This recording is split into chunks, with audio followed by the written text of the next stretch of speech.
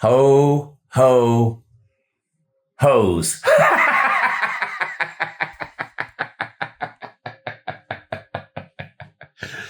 Oh, man. Can you imagine being that excited as a fan? Your team makes the college football playoffs. The bracket comes out the first Sunday in December. You spend the next 2 weeks giddy as a schoolgirl and then come out and lose in the first round of the playoffs. Holy moly. Well, it happened to 4 teams because we had 4 games First round of the 2025 college football playoffs is in the books. Welcome to the Your Season is Over video, the only Sunday afternoon college football recap video that actually matters. There's a lot of places you can go for analysis and X's and O's and recaps and, oh my God, this team was amazing and this quarterback played great and did you see how good that team's defense was? That's not what we do here. We do the opposite. We point and laugh at the losers.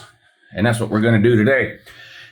We'll be a little bit shorter than the normal Your Season is Over videos because we don't have the entire slate of games to run through. We just have, there were some other bowl games this week, but none really worth mentioning today. So we're going to focus on the 4 playoff games that were played. 1 on Friday night, 3 on Saturday, yesterday. And then in addition to that, we got to fix the playoffs. We'll talk about it. It was bad.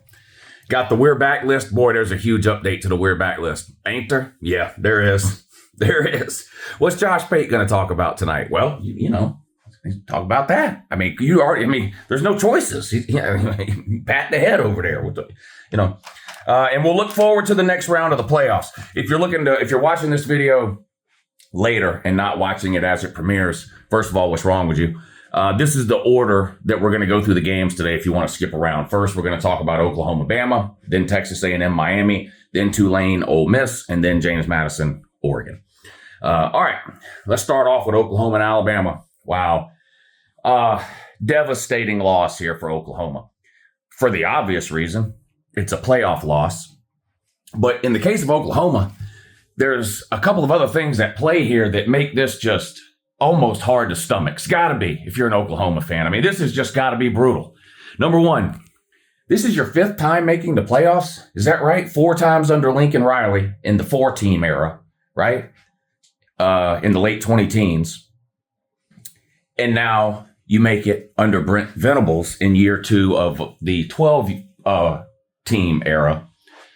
5 playoff appearances for Oklahoma.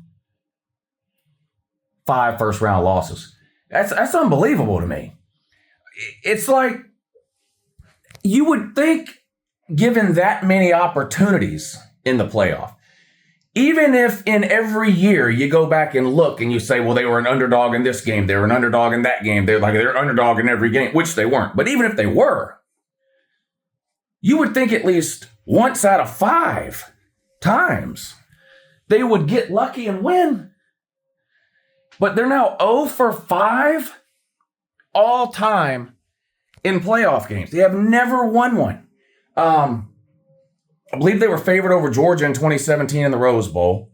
I know they were favored this past weekend against Alabama. It started as a pick'em. Then it moved to Bama as a 1-point favorite.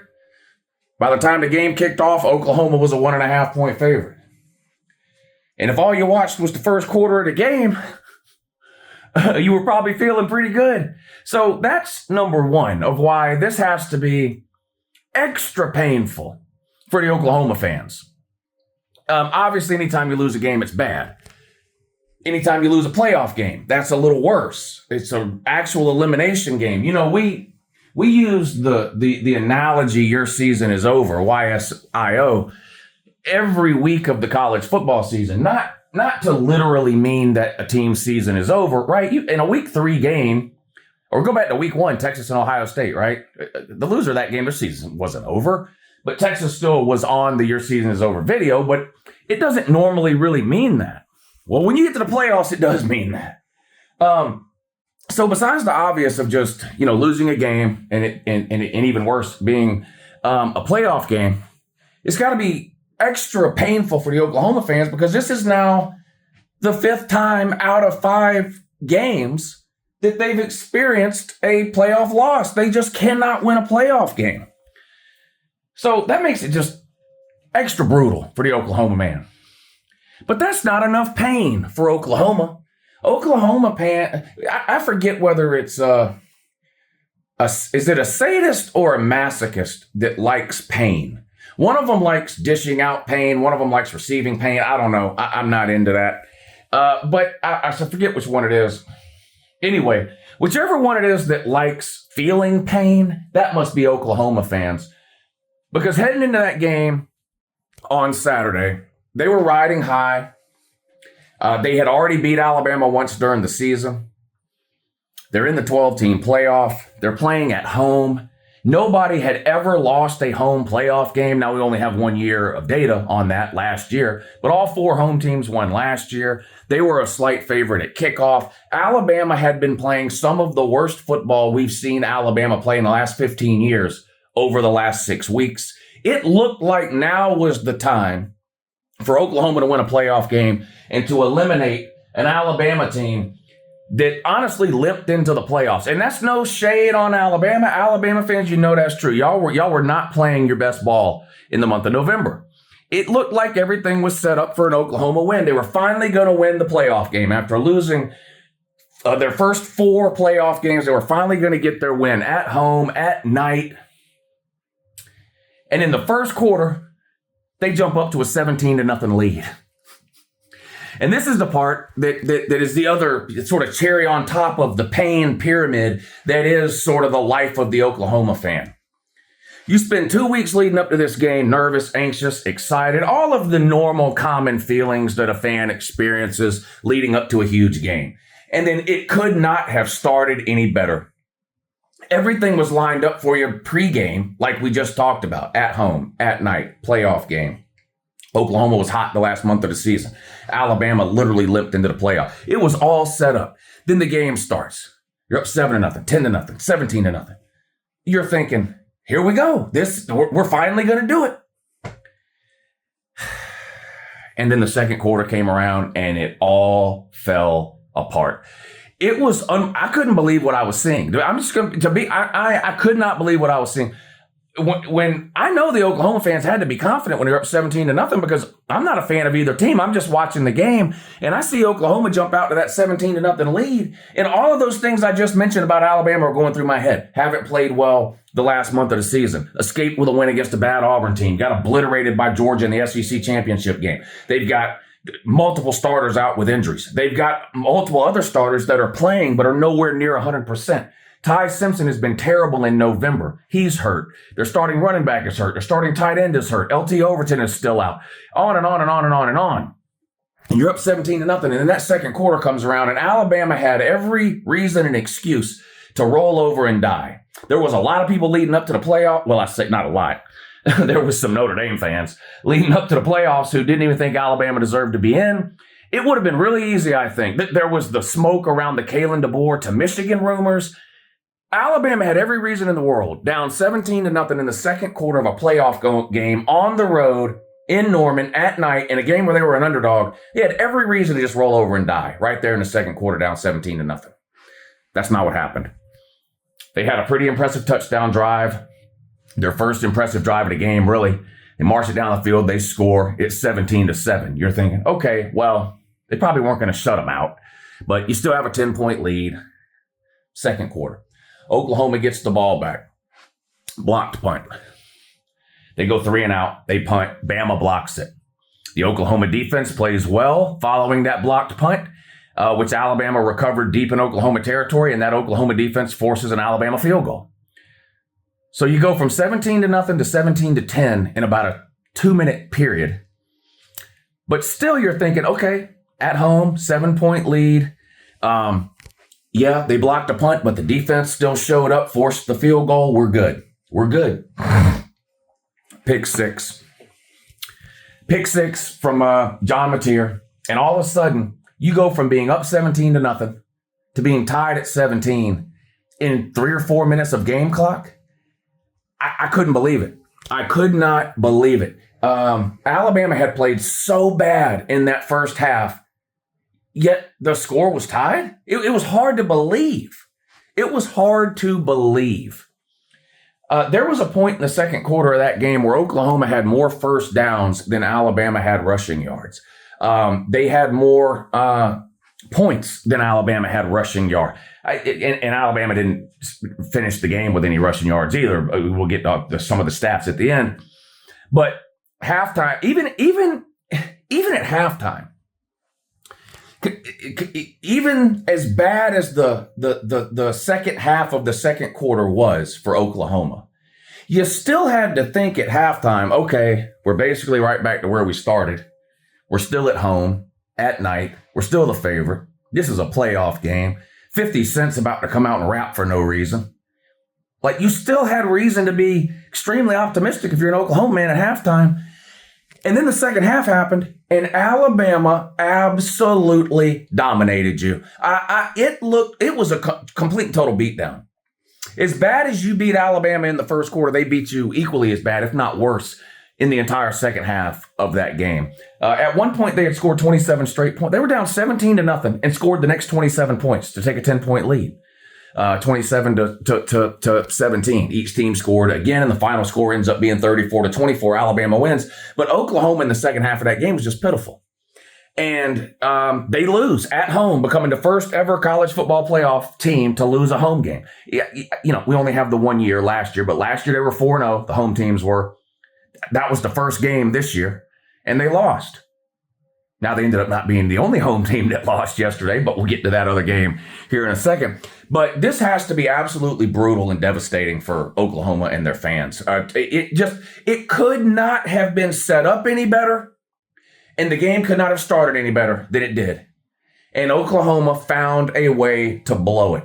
Now, I have lightened up on Venables over the course of this season. He exceeded my expectations. I had Oklahoma at 9-3 this year, barely missing the playoffs. They, of course, ended up at 10-2 and going to the playoffs. So they exceeded my expectations. So I'm not here to dunk on Venables necessarily or tell you he needs to be fired or anything like that. But he needs some help offensively, obviously on the field in some key positions, but not just that. He needs better offensive staff around him. And he needs some help with sort of game management, clock management. It's not necessarily the thing where, it gets down to the last minute or two and he's screwing up the timeouts or stuff like that. It's more of just the overall. And look, I think I kind of know what it is, I think. Kirby Smart kind of struggled with this his first few years as a head coach. A lot of these defensive head coaches, and I'm not anti-defensive head coach. Hell, I think Kirby Smart's the best coach on the planet. But a lot of these defensive head coaches, by nature, are extremely conservative, sometimes to their own detriment, as was the case with Kirby a lot during his first couple of years. And I don't just mean with like offensive play style or offensive play calling, just sort of the overall mentality that they have towards the game of football. So a guy like Brent Venables gets up 17-0, and you know what he's thinking? This is great. I hope we win this game 20-7. It's like the offensive part of a defensive head coach's mind. It's like the offensive part of his mind shuts off completely when his team gets any type of lead. And again, this is a criticism, a little bit of Brent Venables, but it's not something unique to Brent Venables. Again, Kirby, I had these same criticisms about Kirby a lot his first few years in Athens. But the second half of that game, the entire sort of overarching game plan for Oklahoma offensively in the second half of that game just seemed off to me and way too conservative. They were letting, even into the fourth quarter, maybe you can understand this in the second quarter or even maybe some of the third quarter when it was tied or a one-possession game. They're so slow offensively, and you can tell it's intentional. It's not that they're getting up to the line of scrimmage and Mateer's having to look around and make a bunch of changes and move people around. It's just you can tell that their overall philosophy is to not be in much of a hurry. And maybe you can rationalize that away in the second quarter when you're up 17-0. Maybe even some in the third quarter when you're still in the game or it's a one-possession game or it's tied or whatever. But even into the fourth quarter of that game, I'm watching Oklahoma on offense, and there's no sense of urgency. And let's be honest, this isn't an Oklahoma offense that was lighting it up yesterday. They needed a spark bad. They basically did nothing the entire game after the first quarter. And even in the first quarter, where they scored the 17 points to take that early lead. It was a massive field position advantage for Oklahoma early in that game and a massive disadvantage for Bama. Bama was starting every possession inside their own 15-yard line. Oklahoma was getting the ball every time around midfield. And like, that's good. Like, you want to do that if you can. But I'm bringing that up to say that it's not like Oklahoma was going on a bunch of 90-yard touchdown drives. If you get into the second half of that game, you needed something. You needed some type of spark, juice, energy, change of pace, something. And it just seemed like the same old, trot up to the line, let play clock get down to 5 seconds, hand it off, or a tier scramble, or a short throw for -2 yard. It was not good. It was not good. And there's no excuse for that in the second half, especially in the fourth quarter once you got down 2 scores, or even really when you were down the 1 score. So he's got to work on that, I think, overall. He's not a bad coach, not a terrible coach. I'm not saying that's what cost Oklahoma the game. It's just something I noticed in watching the second half of that game. But Alabama wins 34-24. They move on. They'll face Indiana. We'll talk more about that in a minute. Alabama finished this game with 28 yards rushing. They had 0 at halftime. I don't want to dunk on Bama here because they did win the game. And let's be honest, not very many people picked them to do that. Alabama fans, there was a lot of Alabama fans, if they're being honest with themselves, that didn't expect to win this game based on the way Alabama has played in their last 4 or 5 games. So I do think it's a huge accomplishment. I already mentioned all that. Alabama had every reason to roll over and die, blah, blah, blah. So it's a great win for Bama. It's a great, great win for Bama. I think that's a culture win. That's a philosophy win. That's a mentality win. We're down 17-0, but we're not out of it. Don't care how bad we've looked the last few games. We're not out of it.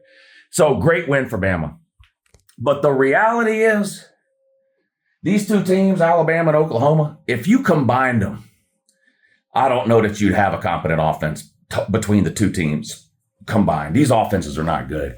There were portions of the season where each looked good. Oklahoma, the first month of the season, their offense looked okay. But you go back and look at the competition they played in the first month of the season now, and maybe that helps you understand why they really struggled offensively the last 2 months of the season. Of course, everybody knows the John Mateer thumb injury. Alabama, they had a 4 or 5 game stretch that altered people's perception of them, right? They lose to Florida State. Everybody's done with Bama, throw them away. They're dog shit. Then they have that 5 game stretch where they win at Georgia. They beat Vandy. They beat Tennessee. They went at Missouri. They went at South Carolina. Or it might have been home against Missouri. Don't remember. Anyway, they beat those 5 teams in a row. Georgia, Vandy, Tennessee, Missouri, South Carolina. Everybody was like, okay. Ty Simpson was putting up good numbers, one of the most efficient quarterbacks in the country. And you're like, okay. And that got you through October. But then November came around. Injuries started to pile up. Rumors about Ty Simpson being hurt. Ryan Williams has basically disappeared for the entirety of the season. Got no running game to speak of, not just in this game against Oklahoma, just in general. And then the same thing with Oklahoma. They can't run the ball. These are 2 of the worst running teams on the planet, Alabama and Oklahoma. They both have good defenses. Both have really good defenses. And that's why they were in the playoffs, not because of their offenses. It's a great win for Bama, but they got a lot of work to do offensively in the next week and a half before they get ready to take on that Indiana team. That's just the reality. But Alabama moves on. Oklahoma, your season is over. Block punt, pick 6. That was the difference in the game. Almost the mirror opposite, really, of the first game they played in Tuscaloosa. You remember Oklahoma scored on a pick 6 in that game. Ended up being the difference in the game. They won by 2 or 3 points, whatever it was. Alabama won by 10 yesterday. They got 3 points off of that blocked punt, and they got 7 points off of that pick 6. 3 plus 7 is 10. They won by 10. So, there you go. Alabama, 28 rushing yards. Maybe, I know I have Bama derangement syndrome or whatever because I'm a Georgia fan, and Bama just beats Georgia up for fun more times than not. Georgia did beat them in the SEC championship game, and I'm ecstatic about that. But the reality is, Bama has given Georgia some bad losses over the last decade, a lot of them. And so I get it. I suffer from Bama derangement syndrome. But I still have a hard time believing Alabama has got themselves in a position where they cannot run the ball at all. Forget running for 200 a game. They can't run the ball at all. 28 yards here, -3 in their last game against Georgia. It's unbelievably bad.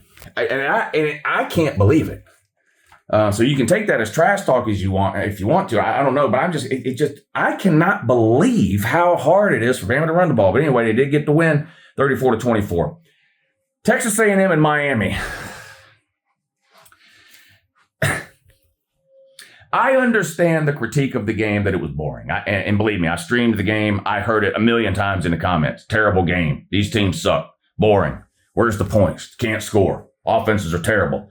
I get it, but at some point you got to make up your mind as a football fan. You know, like you can't only enjoy such a narrow. If you take all the possible things that can happen in a game, right? Shootout, 55-50. Low scoring like yesterday in the A&M game, 10-3. If you take all the blowouts, 50-5. If you pigeonhole yourself as a fan to where you don't want blowouts, you don't want low scoring games, you don't want games where the defenses are dominating. Like you pigeonhole yourself to such a point where there's only like a very specific type of game that you like. I don't really understand that. I was entertained for the entirety of the Miami-Texas A&M game. It was a one possession game for the entire game. Now, that's because nobody was scoring, and I get that that's not the most entertaining thing on the planet for you to watch, but we have to be careful, and this goes beyond college football. This is a theme I've harped on before. We've sort of become a complaint culture. Like, we almost decide that, I'm going to complain about that before I even see that. And we do it. It happens with the Super Bowl halftime show. There's a lot of things where it's become just like the norm to complain about these things here, regardless of what actually happens in those things, right? So the complaints about blowouts have been around for a long time in college football. When it comes to the 12-team playoff, the 4-team playoff was full of blowouts. The regular season, half the games played in a given week are blowouts. And so it's become a thing. Oh, I hate blowout. Can't watch blowouts. I don't need no blowout. If somebody gets blown out, that means they didn't belong there, or they shouldn't have played, or should have been somebody else there. Well, then you get a game yesterday, a playoff game at home playoff game, the most exciting atmosphere in the history of college football, period. Home playoff games, an elimination game, everything on the line for two teams that have never even made a college football playoff, Miami and Texas A&M. Just every reason to be excited about that game. And you spend the entirety of the game complaining because it's not 50-40.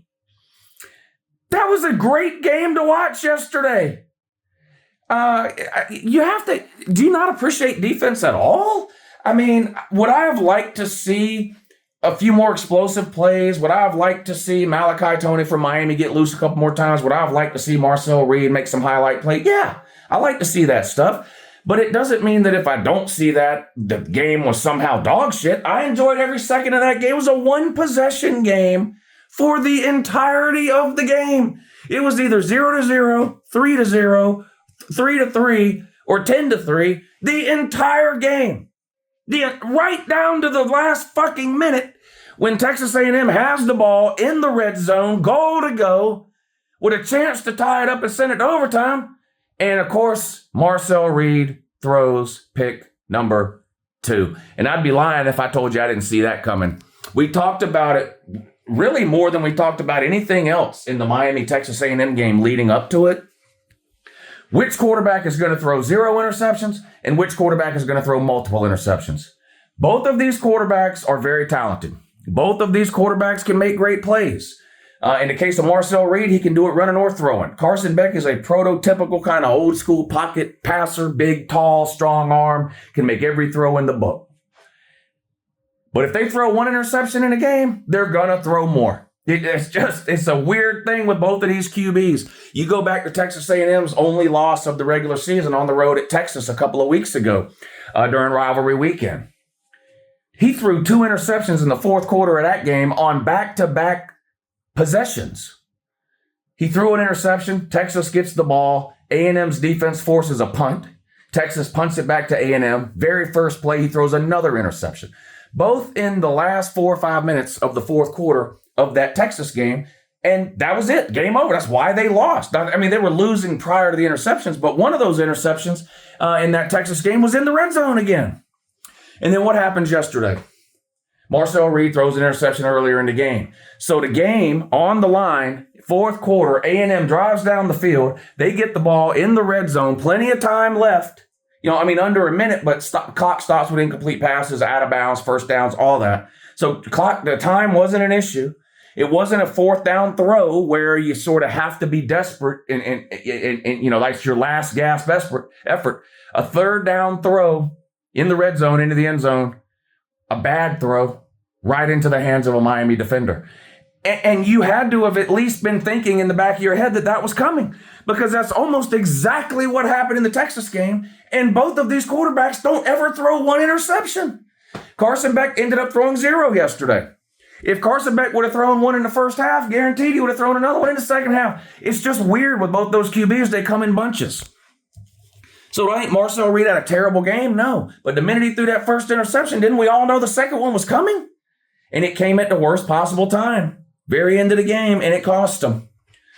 The Miami offensive line and defensive line, to me, were the standout units in this game. And in the end is what ended up winning on both sides of the ball. Now, offensively, we talked about it already. This was not the most, this wasn't a light up the scoreboard type of game.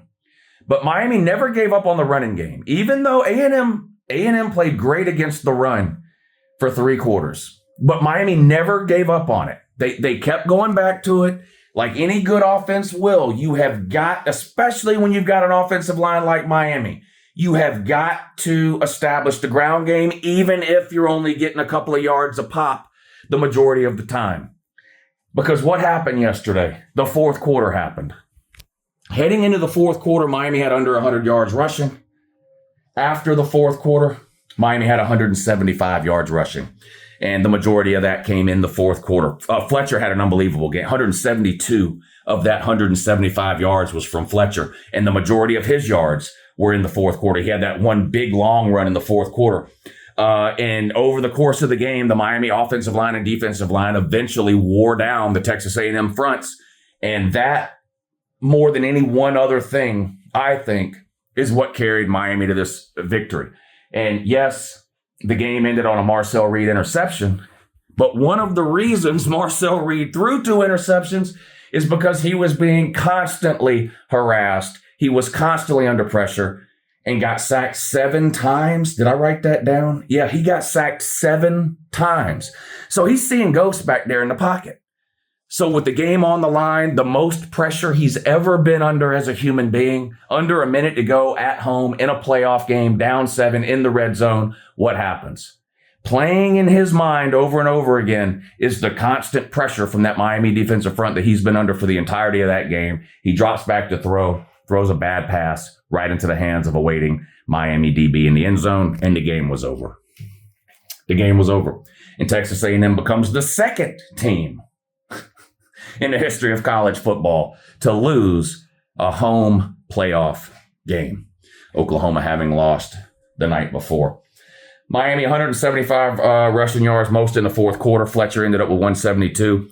Carson Beck obviously didn't have his best game, but he was efficient. He completed almost 75% of his passes. He was 14 of 20. Now, he only threw for 100 yards, a little over. I think it was 108 yards, something like that. But he was 14 of 20 with a touchdown and no interception. So again, the keys to the game, who's going to control the line of scrimmage? Who's going to be able to establish the run? Miami. And which quarterback? It's not about which quarterback's going to win the game. Which quarterback is going to not lose the game? And Carson Beck didn't do anything to lose the game for Miami. No turnovers for Carson Beck, and Miami gets the win 10-3. Miami with the 7 sacks, and Texas A&M. Your season is over. Your season is over. More on that in a little bit when we get to the we're back portion of the video. All right, now we're going to talk about Tulane and James Madison. We have to do something now about the playoffs, the way they're structured, the way the teams are picked, how you qualify for the playoffs. But let's talk about the games first. Tulane loses 41-10 on the road at Ole Miss. It was 17-3 at halftime. The game was over. If you watched the first half of that game, Tulane did absolutely nothing. Ole Miss had their way, and you knew it was like, Alabama and Oklahoma. Alabama down 17-0. Yeah, you watch it. Let's see. This was over at halftime. Tulane only scored one touchdown the entire game. That came in the fourth quarter when the game was well in hand. Tulane had 300 yards passing. That looks good on paper, but keep in mind they were down 17-3 at halftime. In other words, they were behind. Ole Miss scored a touchdown in 3 plays on their first 3 plays. 3 plays. They scored. They were up 14-0 3 minutes into the game. 3 minutes into the game, Ole Miss up 14-0. So you can talk if you want about, 41-10 or even the James Madison 51. Well, we'll get to that in a minute. These games were over. Both of these games were over 5-10 minutes into the game. If you watched them, it was yours. Okay. Why are these teams here again? Again, we'll get to more on that in a minute when I talk about a playoff fix. Tulane only scored 1 touchdown. It was late in the fourth quarter. They had 300 yards passing, but it's because they were behind the entire game. But what are you going to do? It's an elimination game. This isn't a regular season game where the group of 5 team falls behind by 20 and they go, we knew we were going to lose. Doesn't matter. We'll stick to our regular offense. This is a winner-go-home game. So Tulane had basically abandoned the run game, ended up with 300 yards passing. Ole Miss, 346 passing, 151 rushing. Tulane had 3 turnovers. Ole Miss had 0. There was just, look, they didn't have a chance. Now, am I saying, you're going to have to listen to what I'm saying and what I'm not saying. Under the current playoff structure as it exists today, which was approved, by the way, unanimously by all 10 conference commissioners and the athletic director of Notre Dame. That's who sits on the playoff structure commission, separate from the playoff committee. There is so much, this is college football's fault, by the way. Things shouldn't be so complicated and hard to understand that you've got college football fans that have no idea how the playoffs work, no idea how the rankings work, no idea why James Madison ranked 25 is in the playoffs, but Notre Dame ranked 11 is not. Part of that's on the individual fan for not taking the time to learn, but the other part is on college football as a whole for making a playoff system that is so complicated and convoluted, you can't competently explain it to somebody in under 20 seconds. I can explain the NFL postseason to anybody that wants to know in under 15 seconds. Major League Baseball, the NBA, whatever. You can't explain the college football playoff structure to someone who's not a college football fan. It would take you half an hour, and they're going to be more confused at the end than they were in the beginning. But so listen to what I'm saying, this is what I'm not saying. Given the current structure that we have in terms of how the playoff is structured, how the teams get seeded and put into the playoffs, and how the playoff committee works. The committee is separate from the commission. The playoff commission consists of the 10 conference commissioners and the athletic director of Notre Dame. That is who is in charge of setting up the playoff structure. The playoff structure is 12 teams get in. The 5 highest ranked conference champions are guaranteed a spot somewhere in that 12. The other 7 teams are at-large bids, and it's the teams that are ranked the highest in the final college football playoff ranking, which is put together by the playoff committee, not the playoff commission. The playoff committee, all they do is rank teams. That's it. That is all the playoff committee does is put out a ranking. Nothing else. Who gets into the playoffs is already predetermined based on the structure that was agreed upon by the 10 conference commissioners and the athletic director of Notre Dame. The 5 highest ranked conference champions have to get in. Okay? That doesn't have anything to do with the committee. People keep saying, I can't believe Tulane was ranked 12th. Tulane was not ranked 12th. James Madison was not ranked 12th. James Madison was ranked 24th. The reason they're in is not because of the playoff committee's rankings. The reason they're in is because the playoff commission, again, the 10 conference commissioners and the athletic director of Notre Dame, set it up that way and all voted yes on it. That's why they're in. So I am not saying that Tulane and James Madison shouldn't have been in this year's playoffs. Based on the structure as it exists today, they 100% should have been in.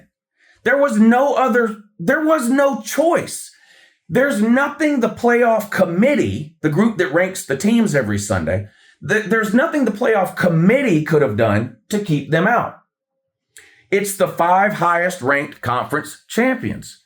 and Duke won the ACC at 7-5. So James Madison at 12-1 was ranked higher by the committee than Duke was. So James Madison gets into the playoffs instead of Duke, which bumps out Notre Dame. Tulane was the 4th highest ranked conference champion, so they're guaranteed a spot. They weren't ranked in the top 12. They were given a playoff spot because they're guaranteed one. That bumped out BYU. So the playoff committee told you that BYU and Notre Dame were 2 of their best 12 teams. But the playoff committee doesn't seed the playoffs. That's already agreed upon. So there's too many people don't understand that. And I get it that it's complicated, but if you care enough about college football to complain about the playoffs, then you should care enough to take the time to understand the difference between the playoff committee, which only ranks teams, that's it, versus the commission, which puts together the playoff structure, which leaves the committee no choice in terms of who gets into the playoff. So anyway, yes, Tulane and James Madison should have been in the playoffs this year based on the way the playoff structure is currently set up. The problem is with the structure. It's way too complicated and it's way too convoluted. I've got a simple fix for it. Half the people like it, half the people don't, but it is what it is. We'll get to that more later. Tulane just never stood a chance in this game. Everybody knew it or should have known it heading into the game. It was obvious after the first 5 minutes of the game, and Ole Miss gets the win 41-10. The James Madison, Oregon game, kind of the same way. Now, if all you do is look at the final score of this James Madison, Oregon game, 51-34, you might go, oh my God, Oregon gave up 34 points to James Madison. Listen, the score was 34-6 at halftime. It was 34-6 at halftime. James Madison didn't even score a touchdown in the first half. Oregon went up and down the field, did whatever they wanted to do. Human psychology, the psychology of the mind, the brain, even with high-level football players in Oregon, when they come out of the locker room at halftime and they look on the scoreboard, it's 34-6, there's just nothing you can do to get them to play at the same level they were playing in the first half. They were rotating players in and out, and I know a lot of the starters for Oregon played into the fourth quarter. I know that, but a lot of them didn't. Sorry, the error message on the computer. But a lot of them didn't. And they were rotating. Freshmen were coming in and out. This game was over just like the Ole Miss game 5 minutes in. It just was obvious 5 minutes in that James Madison just didn't belong on the same field with Oregon.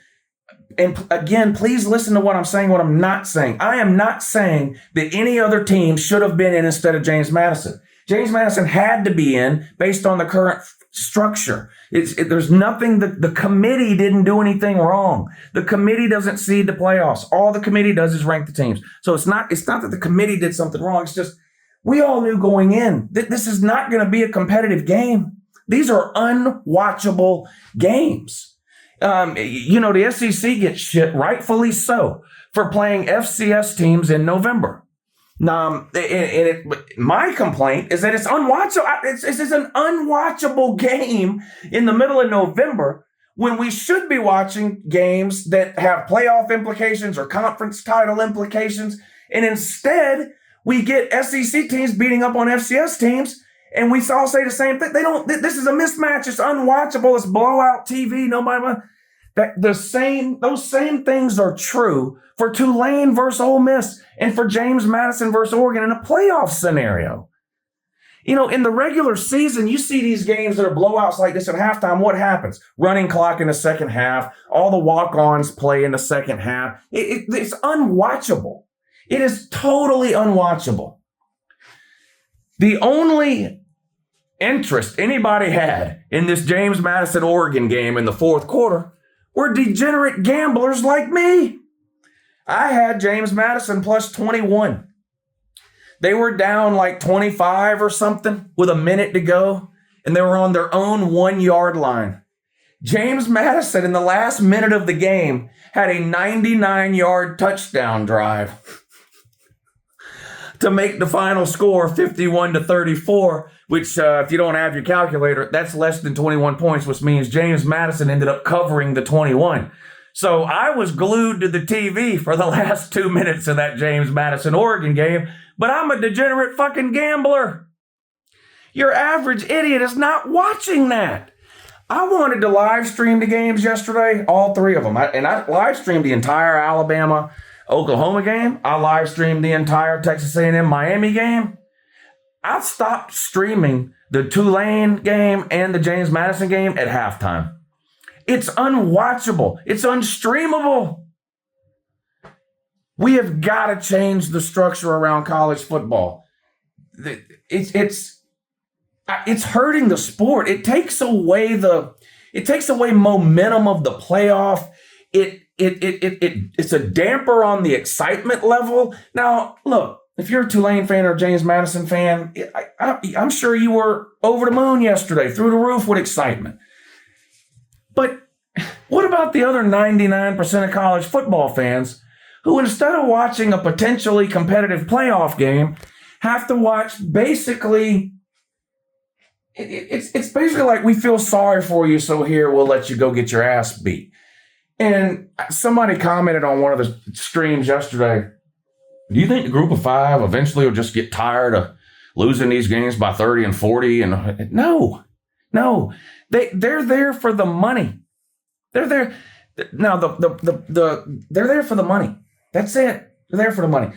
We have got to figure out a way to financially incentivize a group of 5 playoff.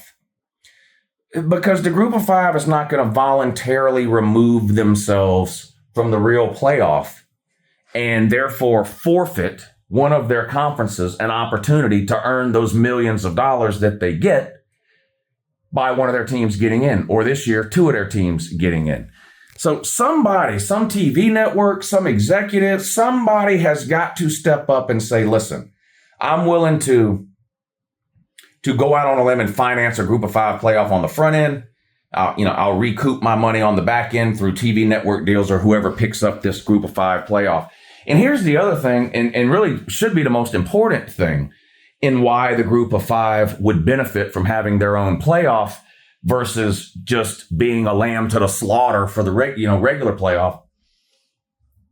Is it really fair to the 65 or 70 group of 5 teams that they're never going to win a national title? None of them ever. The whole underdog story thing. A lot of comparisons last week back and forth between the college football playoffs and the NCAA tournament in basketball. There was a Joel Klatt thing that went around. Basketball and football don't work the same in that regard. In basketball, you can take a team that's a quote unquote Cinderella story or an underdog. And if they've got 1 or 2 NBA players on that team, they could potentially make a run in that tournament and knock off a couple of top 10 teams, right? We see it almost every year in the NCAA tournament. That's in basketball, where 1 or 2 players can make a huge, huge difference. 1 or 2 players can take over a game in basketball. In football, it's just not the case. That's just not the case in football. People like to bring up Boise State beating Oklahoma 20 years ago, or App State beating Michigan 20 years ago, or whatever they want to bring up. Is there going to be a time that comes where a group of 5 team wins a first round playoff game?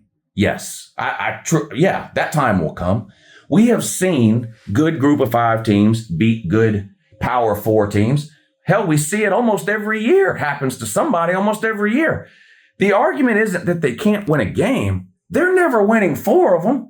There is no planet where any group of 5 team ever, I don't care, take the best group of 5 team of all time, whoever that is. There is no scenario on the planet where that team would ever beat 4 top 10 teams in a row. Ever. I don't care if we keep this 12-team format for the next 100 years. Not a single one of these teams right here on the G5 wall is ever beating 3 or 4 top 10 teams in a row. And that's what you're talking about when it comes to winning a national title. Not can James Madison upset Oregon? Can Tulane upset Ole Miss? Anything can happen in one game. Yeah, we see it. I've seen it. We've all seen it. What was it? Central Florida beat Auburn in the Peach Bowl in 2017 or whatever. Yes, it can happen. Can any of those teams beat 3 top 10 teams in a row? No. So you've got an entire, basically, league of football teams in the G5 that is never going to win a national title, ever. I don't think it's fair to the other 64 teams or whatever it is that we just pluck one out and say, hey, here you go lose by 40 on the road at Ole Miss. Go lose by 40 on the road at Oregon, whatever it is. Let them have their own playoff. Finance it, incentivize it, TV contracts, whatever we got to do. It's absolutely ridiculous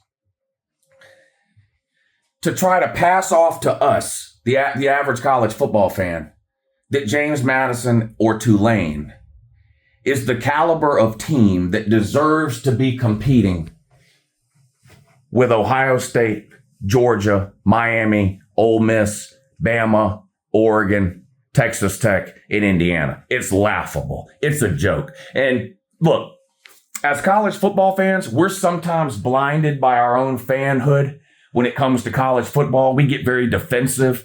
You ever had a conversation with somebody who's an NFL fan and doesn't watch college football, and you try to tell them why you like college football, and they know NFL, and, you argue. We're very passionate about college football to the point that we're sometimes blinded by it, okay? But this is bad for college football, what we're seeing here. It's bad for college football. It's a bad look. It's a bad TV product. The games are unwatchable.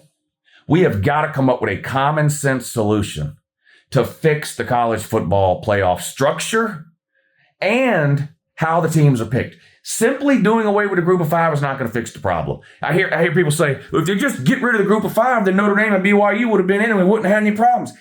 As long as you have human beings picking the playoff teams, you're going to have the same problems you have now. There's never going to go away. There's no amount you can expand the playoff to that would prevent the bitching and moaning that occurs by whatever team is on the outside looking in the end. As long as humans are picking the teams, that is never going away. So, there's only one solution. Do away with anybody picking the playoff teams. Do what every other sport on the planet does. We have 4 power conferences right now. At the end of the regular season, those conferences should determine who in their conference goes to the playoffs. It shouldn't be a committee, shouldn't be an AP poll, shouldn't be a playoff ranking. We should never have to hear the word strength of schedule or game control matrix. We should never have to hear these terms and phrases, ever. You play a 12-game regular season. At the end of that regular season, every conference has standings. You can look them up. How do we know who plays in the ACC title game right now? How do we know who gets to play in the SEC title game right now? By the conference standings. That's it. That's how you determine who plays in a conference championship game. You use those same standings to determine the college football playoff. Do what every other sport on the planet does. Why is that so mind-numbing to people? It works in every other sport. You play your regular season. You agree on a number, 16. Okay, we've got 4 conferences. There's a 16-team playoff. Okay, that means each conference sends 4 teams. I mean, that's what every other sports league does on the planet. Well, who picks the 4 teams? Nobody. Nobody picks the 4 teams. That's the problem. People picking the teams is the problem. People picking teams is why Notre Dame's not in and Miami is, or why Alabama's in and Vandy's not, or whatever it is. That's why they're mad. Why didn't they pick me? If it was just simple math, you don't ever, in any other league, you take the team. How many NFL teams make the playoffs from each conference, AFC, NFC? Is it 8? I don't even know. Let's say it's 8. I don't even know. I don't watch the NFL. Let's say it's 8. You don't ever hear the fan base of the 9th team in the AFC crying for 6 months in the offseason that they should have been in instead of some other team that got it. You never hear that. Why? Because no one's picking the teams. It's simple fucking math. You can't argue. If you just go by math, there's nobody for them to argue with or cry to. You could have a playoff structure that grants access to the top 6 teams in every conference. without having any committees, any polls, any rankings, nobody picking somebody, no playoff committee. It would be so simple to do. At the end of the regular season, every conference has standings. You take your 1 and your 2. They play for the conference championship. But both teams are already in the playoff guaranteed because they're in the top 6. Okay? So you finish first or second in the SEC, you're in the playoff. Now go play your conference championship game. The winner's going to get a bye or home field or some incentive for winning the game. Okay?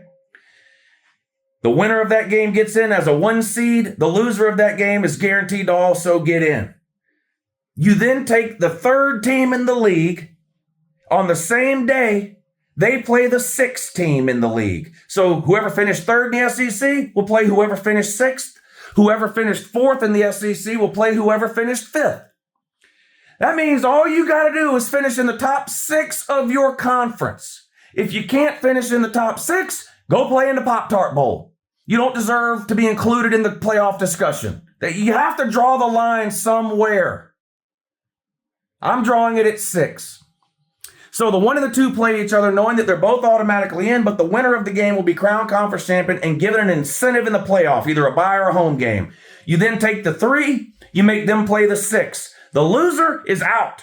That's it. You're just out. The winner automatically in. Same thing with 4 versus 5. You do that in every conference. You end up with 16 teams.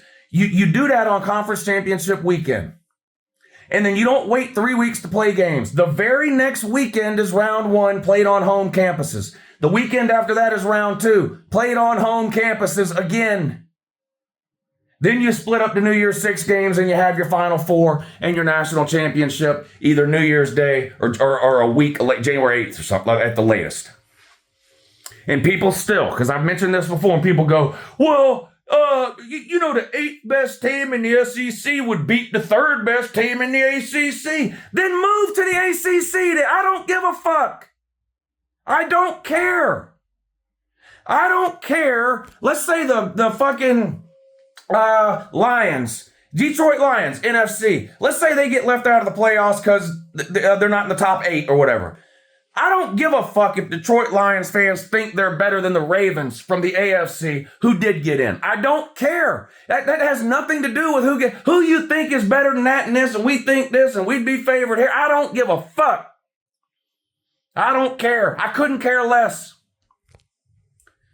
The never-ending arguments about who's in, who's not, and then you get to yesterday, and every single thing that happens in the Alabama-Oklahoma game, Notre Dame fans are straight to Twitter. See? We wouldn't have thrown an incompletion on that 3rd and 3. We would have thrown a complete pass. Alabama runs the ball for a loss of yards. Notre Dame fans right to Twitter. Jeremiah Love would have gained 111 yards on that play. We would have beat both of these teams by 100. Texas A&M Miami game yesterday. These 2 teams can't score. Miami would score 40, or Notre Dame would score 40 on either one of these. That is never going to end the way we do college football right now, the way we handpick postseason teams. That kind of thing is never going to end. It's the Notre Dame fans right now that are extra annoying. Last year, it was Alabama fans doing the same fucking thing, thinking they could win every hypothetical matchup that they weren't playing. The year before that, it was Florida State, Georgia. Go down the line. Every year, whoever's right on the outside is the same fucking crying every goddamn year. Just get rid of it all. Do the same thing every other league does.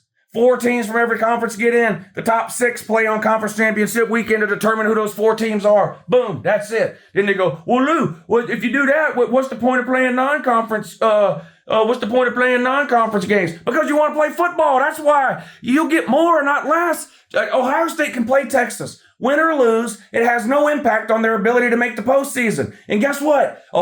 Texas fans running around all year going, oh, if we got to play Ohio State again, we'd beat them. Well, now maybe you'd get a chance. Because if you finish in the top 6 of your conference, you're going to get into playoffs, and you might get to play Ohio State again.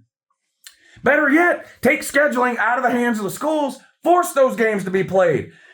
If it's not going to affect the team's ability to make the postseason, who gives a shit? Texas and Ohio State can play in week 1. Have a scheduling committee. You're in love with these fucking committees and polls and rankings and people sitting in a room deciding shit. Fine. Take the previous year's rankings. If you finish number 1 in the SEC, guess who you play week 1 next year? Whoever finished number 1 in the Big Ten, ACC, Big 12, get them all involved. Quit letting these schools schedule their own games. It's dumb.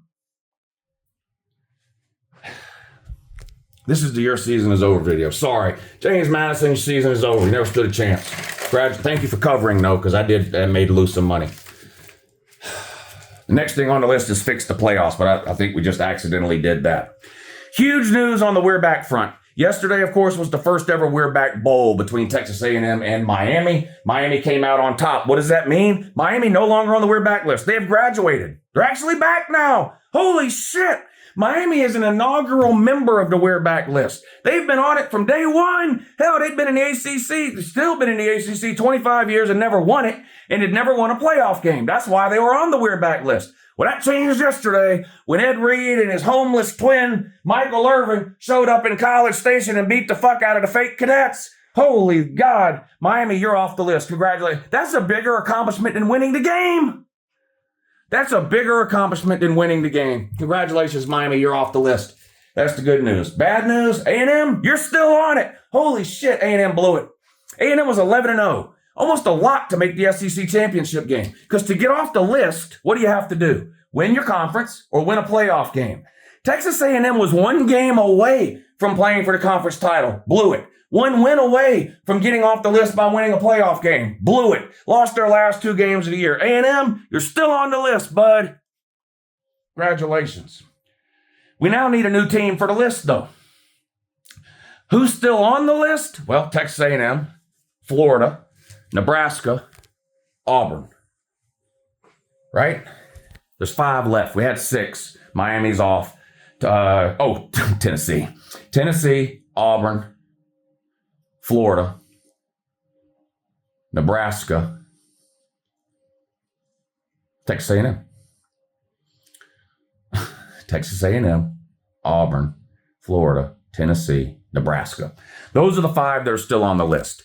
We need to add 1 more. I like 6. 6 worked good. So give me some suggestions in the comments.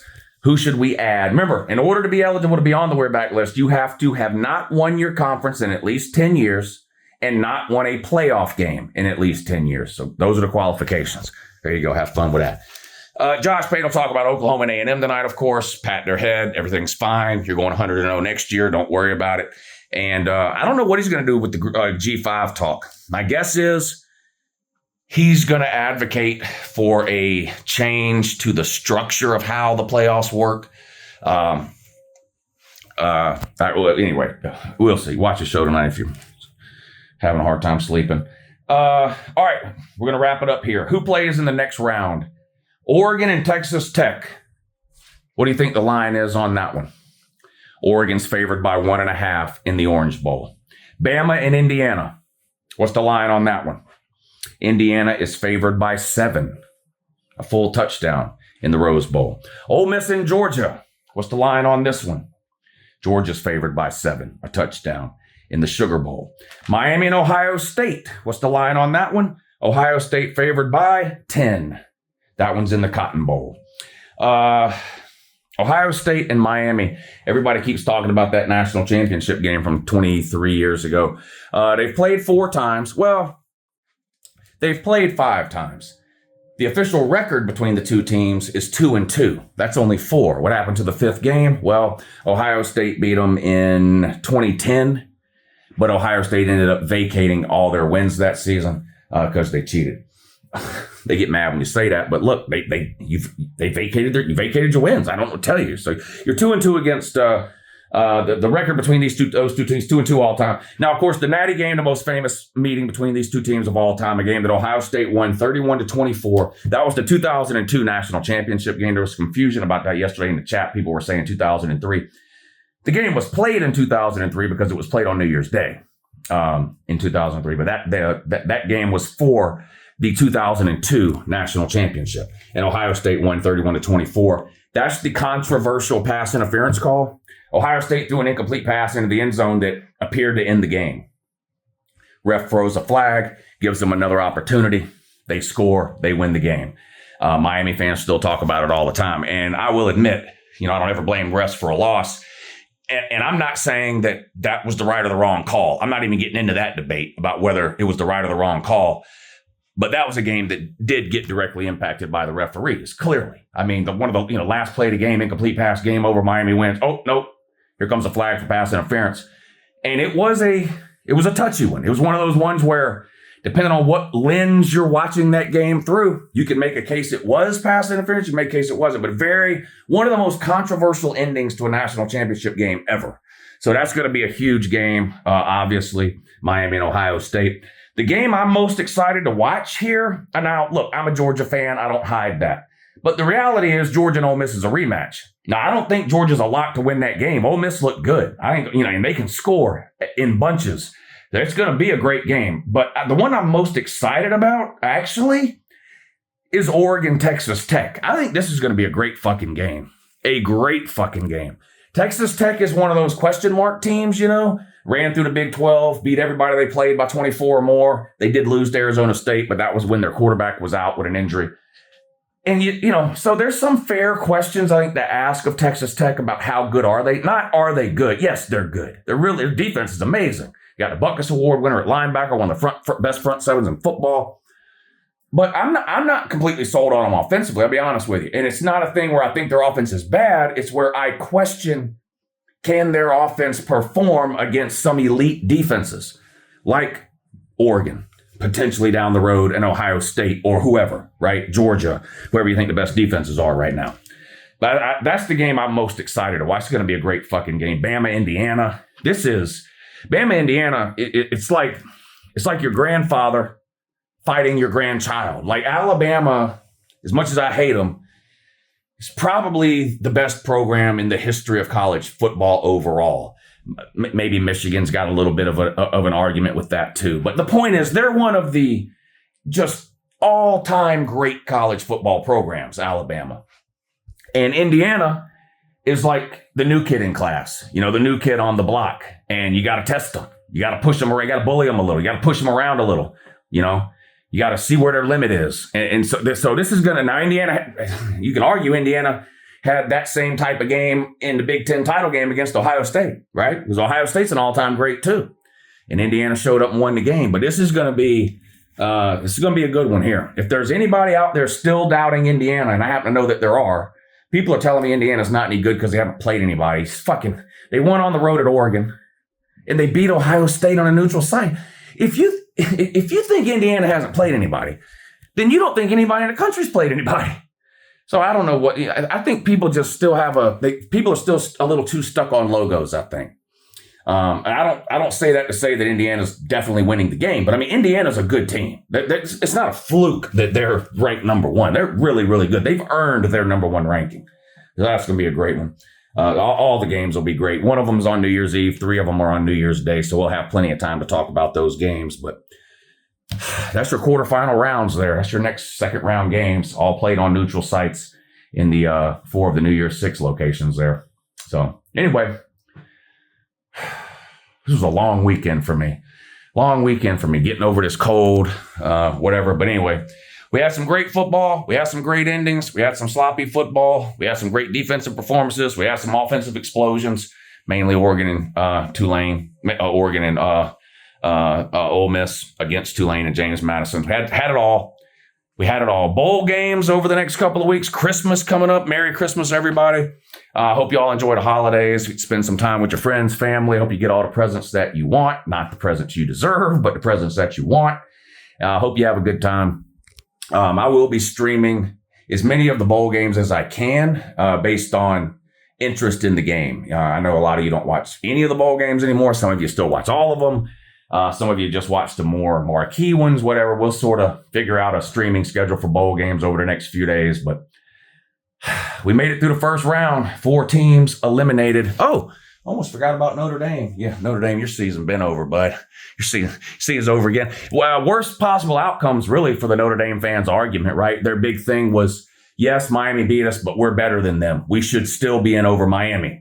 When that didn't pan out, they switched to, well, we're better than Alabama. Alabama doesn't deserve to be in. We should be in over Alabama. Turned out both those teams won. No. If Alabama would have lost or if Miami would have lost, Notre Dame fans would have been all over the internet going, see, they lost. That means they didn't deserve to get in. Listen, man, half the teams to play have to lose. There's a loser in every game.